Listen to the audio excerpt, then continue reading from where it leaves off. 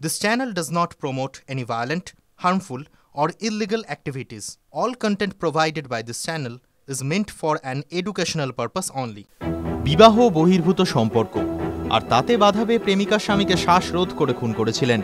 সেই দায়ে বাপ্পাদিত্য পান নামে এক ব্যক্তিকে যাবজ্জীবন কারাদণ্ডের নির্দেশ দিয়েছে বর্ধমান আদালত। এছাড়াও 25,000 টাকা আর্থিক জরিমানা, অনাদায়ে 6 মাস সশ্রম কারাদণ্ডের নির্দেশ দেওয়া হয়েছে। বর্ধমানের প্রথম ফাস্ট ট্র্যাক কোর্টের বিচারক দেবাঞ্জন ঘোষ শুক্রবার এই সাজা ঘোষণা করেছেন।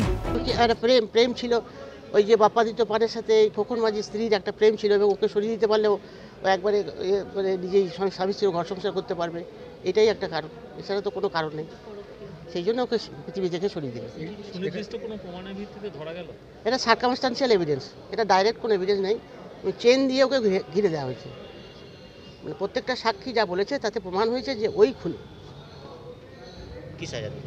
যেটা সাজা দিয়েছে যাবজ্জীবন, 302 ধারায় যাবজ্জীবন দিয়েছে এবং তার সাথে 20,000 টাকা ফাইন, অনাদায়ে আরও 6 মাস জেল, আর 201 প্রমাণ লোপাটের জন্য 7 বছর সাজা, আর তার সাথে জরিমানা 5,000 টাকা, অনাদায়ে আর 3 মাস জেল। দুটো সাজা একসাথেই চলবে। ঘটনায় জড়িত থাকার বিষয়ে প্রমাণ না মেলায় মৃতের স্ত্রীকে বেকসুর খালাস ঘোষণা করেছেন বিচারক। রায়ের বিরুদ্ধে উচ্চ আদালতে আপিল করার কথা জানিয়েছেন সাজাপ্রাপ্তের আইনজীবী।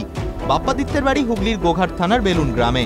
সরকারি আইনজীবী উদয় কুমার জানিয়েছেন, 2017 সালে 4 অক্টোবর সকালে মাধবডিহি থানার নন্দনপুর ঢালে নয়নজুলির পাশ থেকে এক ব্যক্তির বস্তাবন্দি পচা গলা দেহ উদ্ধার হয়। পুলিশ দেহটি উদ্ধার করে ময়নাতদন্তে পাঠায়। মৃতের ডান হাতের কবজির উপরের উল্কিতে লেখা ছিল তাপসী।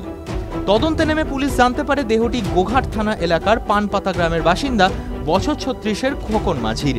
পুলিশ জানতে পারে মাধবডিহি থানার উচালনের তাপসী মাঝির সঙ্গে 16 বছর আগে খোকনের বিয়ে হয়। খোকন পেশায় দিনমজুর ছিলেন। তাঁর 2টি মেয়ে রয়েছে। বালিখাদের ম্যানেজার বাপ্পার সঙ্গে খোকনের বন্ধুত্ব ছিল। খোকনের বাড়িতে বাপ্পাদিত্যের যাতায়াতও ছিল, আর সেভাবেই খোকনের স্ত্রী তাপসীর সঙ্গে বিবাহ বহির্ভূত সম্পর্কে জড়িয়ে পড়েন বাপ্পাদিত্য। এ নিয়ে স্বামী স্ত্রীর মধ্যে প্রায় অশান্তি হতে থাকে। দুর্গাপুজোর দশমীর দিন দুই বন্ধু বসে মদ খাচ্ছিলেন। সেই সময় খোকনের সঙ্গে বাপ্পার তীব্র বচসা হয়। বাপ্পা তাকে মারধর করে, তারপর গামছা দিয়ে শ্বাসরোধ করে খুন করে। প্রমাণ লোপাটের জন্য মৃতদেহটি বস্তাবন্দি করে সাইকেলে চাপিয়ে নন্দনপুর ঢালে নয়নজুলির পাশে ফেলে রেখে যায় বাপ্পা। গামছা এবং তার সাইকেলটি উদ্ধার করে পুলিশ। এতদিন তাপসী ও বাপ্পা জেলেই ছিল। TV9 Bangla digital.